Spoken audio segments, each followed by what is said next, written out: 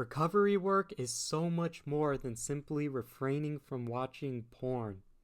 You could put all the filters that you want on your phone and internet connected device, but at the end of the day, recovery is an issue of your heart. Does that mean that if you still have urges to watch porn or act out in any sort of way, that you're not really recovering? I want to have a real discussion with you guys about this. So, without further ado, let's get into it. Devil thought I was the old me. He dead, and my flesh can't control me. What's that? Yeah, the Holy Spirit told me that you at my feet, get below me. Ooh.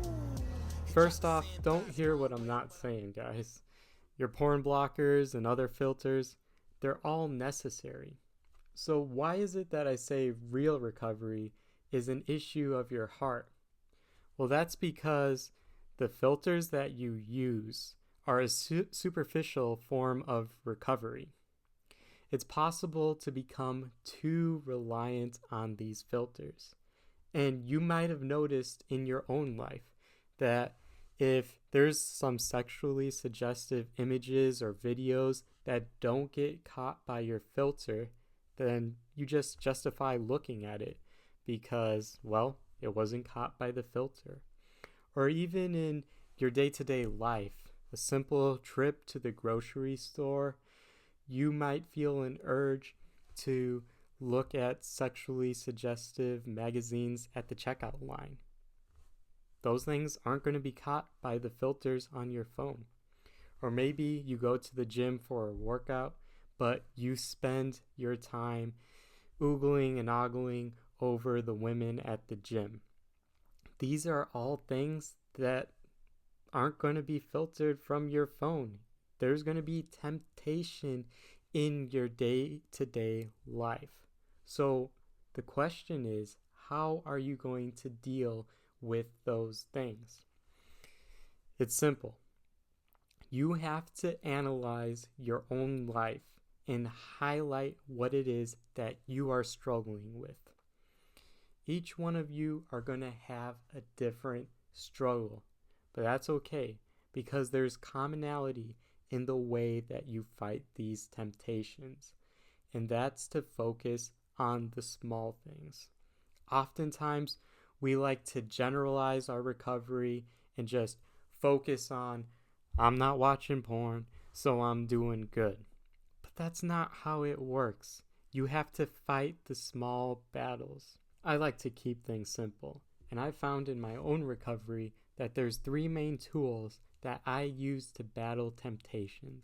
And even though I don't know what your specific struggles are, you can tinker with these tools and apply it to your own recovery, and you'll be able to find success in battling temptation yourself. The first tool is creating a morning routine. I like to start my mornings with saying a prayer as I drive to work in the morning. The key here is to be specific. If I just say a quick little prayer and I generalize everything that I'm talking about, I'm not going to get much out of it. But if I take the time to be specific and name details, then I'm dictating how my day is going to go. So as an example to you guys, the prayer that I often start my morning routine with is, Lord, help me to put you first today. Help me to put my wife and my family before myself. Help me not to objectify women, but to see the value that you've given them as your children and as my sisters.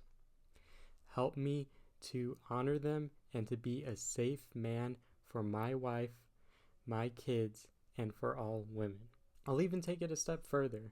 And if there is certain activities that I have planned throughout the day, then I'll name those things so that way I know that there is no room for temptation to take hold over those activities.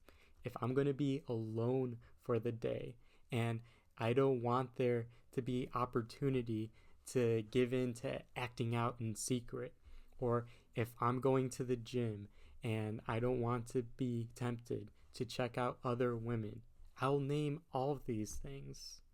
Lord, help me so when I'm at the gym, I don't check out other women. Lord, help me so that way when I'm alone, I don't feel the urge to act out in secret. Being specific takes your prayer life to the next level. So the next key would be to follow up on your morning routine.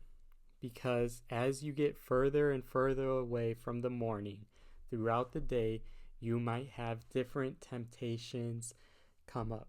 So I want you guys to circle back to your morning routine.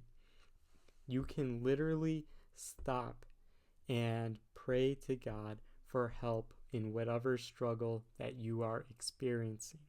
The third key is having an accountability partner. You need someone in your corner to keep you accountable and make sure that you're following through on the goals that you set for yourself. So it depends where you're at in your recovery process. You might need someone to meet with on a daily basis, a weekly basis, a monthly basis. Whatever it might be, you need to be honest with this person and also be specific with them. You'll notice by this point, the theme here is being specific. When you name things that you're struggling with, you detach the power that they have over you. Now you're the one in control. So if you guys follow through on applying these 3 tips that I shared with you, I guarantee that you will see sustained success in your recovery. It's essential to have a morning routine. This allows you to dictate how your day is going to go. It also gives you something to revert back to.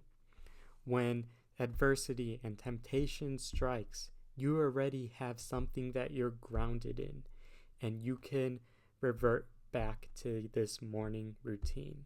And then if you add an accountability partner to this, then you have another layer of support.